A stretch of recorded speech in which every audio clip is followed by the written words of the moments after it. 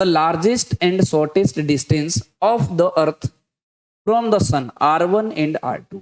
The distance from the sun when it is perpendicular to the major axis orbit drawn from the sun.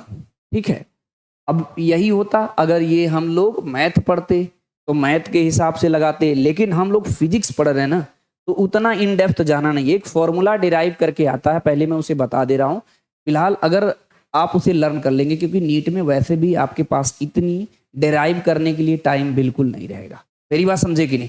तो इसकी अगर हम बात करें नॉर्मल इलिप्स का, समझो पहले ये पूछा क्या है, मैं आपको पहले ये बना देता हूं। ये यहां से वाइट कलर है, इसको थोड़ा और छोटा कर लो तो इलिप्स थोड़ा सा इधर बड़ा बन जाएगा। नहीं जी, ठीक है, ऐसा चलेगा। ये है, ठीक है, यहां पर ऐसे बना रहे थे। ठीक है भैया, अब मेरी बात समझना जरा, यहां पर फोकस है, मतलब यहां पर सन पेस्टेड है, ठीक है। और ये कह रहा, अगर मैं यहां भी ले सकता हूं, इसीलिए कंफ्यूज ना होना, वहां भी ले सकते हो आप, है ना। इस वाले ये यहां पर अगर प्लेनेट है हमारा, तो ये डिस्टेंस पास वाला है, ये पास वाले को द लार्जेस्ट एंड शॉर्टेस्ट, तो यहां पर अगर प्लेनेट है तो लार्जेस्ट डिस्टेंस कौन सा होगा जी? ये वाला। यानी ये डिस्टेंस को क्या बोला है इसने? R1। और largest and shortest distance of the अर्थ, इसको क्या बोला है जी? ये R2।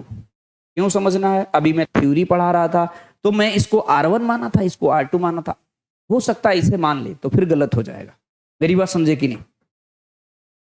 थ्योरी पढ़ते जा रहे अगर काश वैसे ही हम लोग हर जगह लगाते जाएंगे तो हो सकता है कहीं गलत हो जाए। मेरी बात समझे कि नहीं? तो इसमें सीधी सी बात है, ये R1 है, ये R2 है ना। तो R1 R2 को समझ में आ गया क्या? The largest and shortest distance from the earth and sun R1 and R2, its distance from the sun when perpendicular to the major axis and orbit from the sun।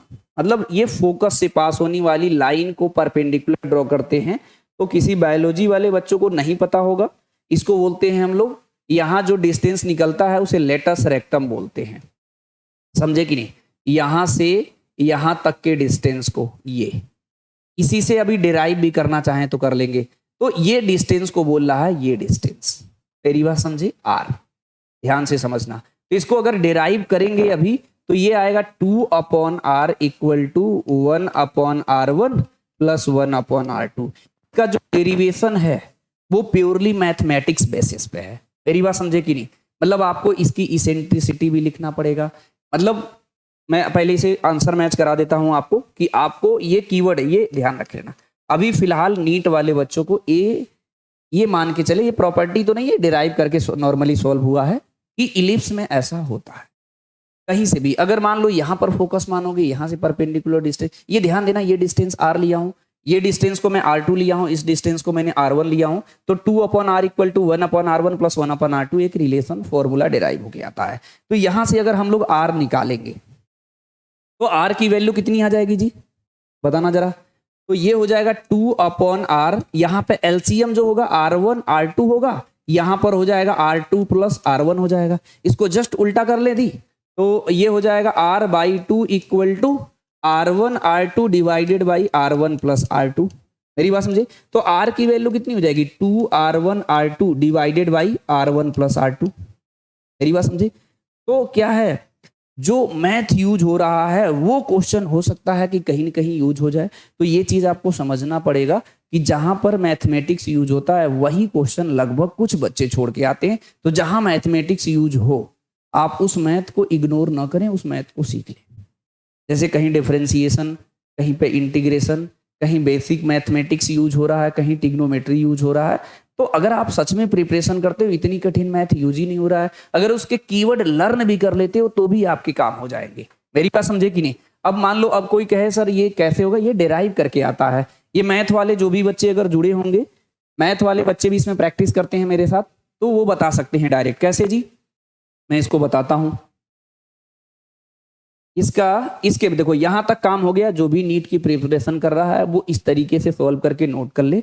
Derive करने की जरूरत नहीं है। अगर लेकिन वो डेराइव करना चाहता है तो डेराइव कैसे करेगा जी? समझो जरा।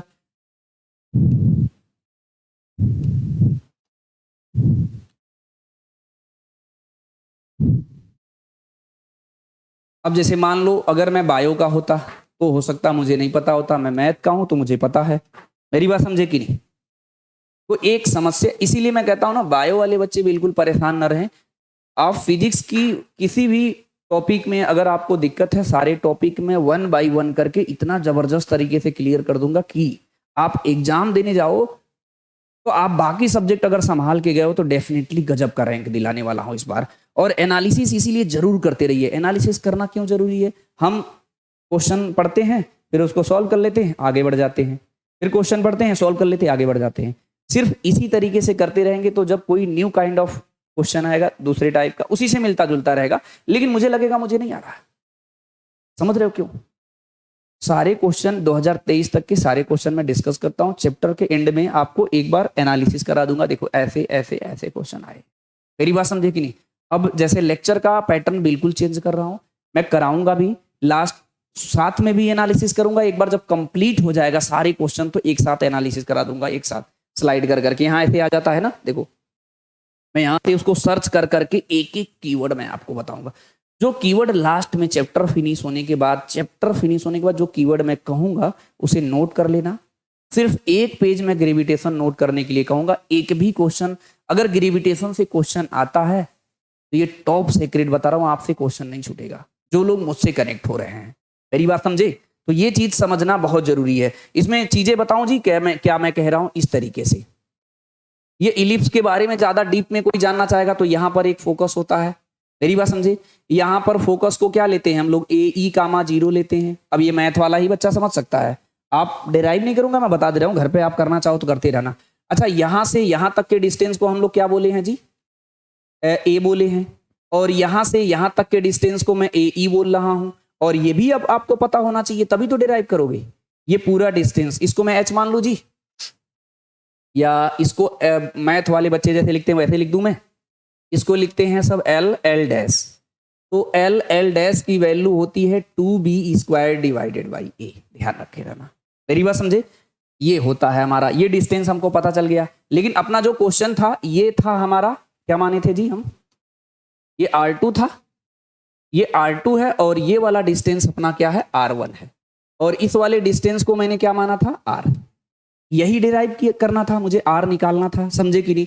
अब एक चीज ध्यान से समझना, क्या करना है इसमें, जो अगर आप ये डिस्टेंस निकालोगे R2, ध्यान से देखना, यहां से यहां तक का डिस्टेंस A है, यहां से यहां तक का डिस्टेंस AE है। तो सिर्फ R2 अगर आपको निकालना होगा तो इस डिस्टेंस में से इसे सबट्रैक्ट कर देंगे, तो R2 की वैल्यू जो आएगा वो A माइनस AE आएगा। तो A को कॉमन ले लो तो ये हो जाएगा 1 - E। समझ रहे हो क्या बात को? आपको डेरिवेशन करने की जरूरत नहीं है। मेरी बात समझे कि नहीं? लेकिन अगर कोई कीवर्ड समझना चाहे, सर ये कहां से आया इलिप्स की प्रॉपर्टी, वो मैं बता देता हूं। या ये यहां से यहां तक के डिस्टेंस की बात करोगे तो यहां से यहां तक का डिस्टेंस कितना होता है? ए होता है। इसमें टाइम नहीं लॉस करेंगे, परेशान ना होना, मैं सिर्फ कीवर्ड बता दे रहा हूं। आप इसे एक बार प्रैक्टिस करना, ये डिराइव नहीं हो तो फिर मुझे बता देना, मैं कर दूंगा, है ना? तो इसमें जो होता है ये क्या होता है जी? R1 अगर लिखेंगे, R1 की वैल्यू, यहां से यहां तक का डिस्टेंस AE है और यहां से यहां तक का डिस्टेंस A है। तो ये A को कॉमन लो तो 1 + E हो गया। 1 प्लस, अरे सही से लिखा जाओ भाई, 1 + E हो गया। ये क्या है? हमारा R1 है। समझे कि नहीं मेरी बात? अब देखो R की वैल्यू जो लिख रहा हूं इसको हाफ कर लो। R की जो वैल्यू हो जाएगा ये हो जाएगा B² अपॉन A² हो जाएगा। मेरी बात समझे? A² नहीं है, B² अपॉन A हो जाएगा, क्योंकि आधा ले रहा हूं ना तो 2 से डिवाइड कर देंगे तो B² अपॉन A हो गया। ये R1 हो गया, ये R2 हो गया। इसमें एक और फॉर्मूले की यूज होता है, मैं ये बता दे रहा हूं। इसमें देखो मैंने पेस्ट कर दिया था इक्वेशन। E की वैल्यू होता है रूट में 1 माइनस E, ये होता है, देखो E की वैल्यू जो होता है E = रूट में 1 माइनस B² अपॉन A² होता है। मेरी बात समझे कि नहीं? तो सिंपली हमको R2 और R1 और ये E यूज करके इसको आप मल्टीप्लाई कर लेना। क्या करना? मल्टीप्लाई। तो जैसे ही R1 R2 का मल्टीप्लाई करोगे तो A और A क्या हो जाएगा? A का स्क्वायर हो जाएगा। यहां पर हो जाएगा 1 माइनस E²। क्यों? A minus B, A plus B, तो A² माइनस B² हो जाएगा। समझे कि नहीं? इसको स्क्वायर करना जरा, ये हो जाएगा E² 1 minus B² upon A² हो जाएगा। बी स्क्वायर अपॉन ए स्क्वायर को इधर लाना जरा जी, बी स्क्वायर अपॉन ए स्क्वायर, ये हो जाएगा 1 minus E square. 1 minus E square के जगह क्या रख देना, बी स्क्वायर अपॉन ए स्क्वायर रखो जरा, ये हो जाएगा R1 R2 इक्वल टू कितना लिख रहा हूं जी, ये वैल्यू कितनी है ए स्क्वायर, तो ये हो जाएगा हमारा ए स्क्वायर इंटू, इसके जगह हमारा आ गया है कितना, बी स्क्वायर अपॉन ए स्क्वायर। समझ गए कि नहीं, समझे। अब इसमें देखो इसमें क्या क्या करना है, अब इसको क्या कर सकते हो आप, ऐड भी कर सकते हो। जब इसे ऐड करोगे तो क्या ऐड करोगे, R1 प्लस R2, ठीक है। तो ऐसे ही लेके सॉल्व करना, ध्यान रखे रहना कैसे,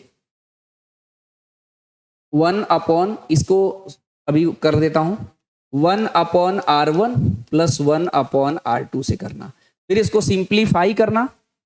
मेरी बात समझे कि नहीं, इसको प्रॉपर सिंप्लीफाई करना, तो ये वैल्यू आ जाएगा, वहां पर नॉर्मली पुट कर देंगे, तो इस तरीके से रिलेशन आएगा। तो ये जो रिलेशन बन के आएगा, टाइम नहीं वेस्ट करते हैं, तो 1 upon R1 plus 1 upon R2 की वैल्यू 2 अपॉन R आ जाएगा, क्योंकि यहां पर इसको सिंप्लीफाई करेंगे ना, तो ये आ जाएगा बी स्क्वायर अपॉन ए स्क्वायर आ जाएगा। मेरी बात समझे कि नहीं, तो ये इलिप्स में प्रॉपर डेरिवेशन किया जाता होगा। मैंने आपको दोबारा बता दे रहा हूं, दोबारा मेरी बात सुन लो, मैं क्या किया हूं, घर पे एक बार लगा के करना। मैं कह रहा हूं कि ये डिस्टेंस हमको पता है, लेकिन ये इतना डेप्थ में जा ही नहीं सकता, कोई नीट का बच्चा को फोकस की इतनी जरूरत नहीं पड़ेगी। फोकस ये होता है ए कामा 0, ये माइनस में होता है, माइनस में होता है, इधर वाला प्लस में होता है, लेकिन मैं तो डिस्टेंस निकाल रहा हूं, तो हमें माइनस प्लस से मतलब ही नहीं है। तो ये डिस्टेंस हमको पता है, ये डिस्टेंस पता है, ये डिस्टेंस निकाला, ये डिस्टेंस पता है, ये डिस्टेंस पता है, तो मैंने ये डिस्टेंस निकाला, इसको R माना, और मुझे इसेंट्रिसिटी का फॉर्मूला पता था, डायरेक्ट यूज करके मैंने 1 upon R1 plus 1 upon R2 करके सॉल्व करेंगे, तो एलसीएम लेने के बाद फिर से यही बन जाएगा हमारा, ये ध्यान रखे रहना है ना। एक बार इसे ट्राई करेंगे आप लोग, पूरा रिलेशन डेराइव करेंगे। नीट वाले बच्चों के लिए इतनी कीवर्ड जरूरत है, यही सॉल्व करने के बाद आएगा, इसे लर्न कर लीजिएगा। मेरी बात समझे, नहीं आता है तो जो कल अभी लेक्चर शुरू करेंगे इसको फिर से, अगर किसी का आया होगा तो दोबारा कर देंगे, क्योंकि मेरा टाइम फिनिश हो रहा है, मैं 1-2 क्वेश्चन सोच रहा हूँ न्यू कर दूं, है ना।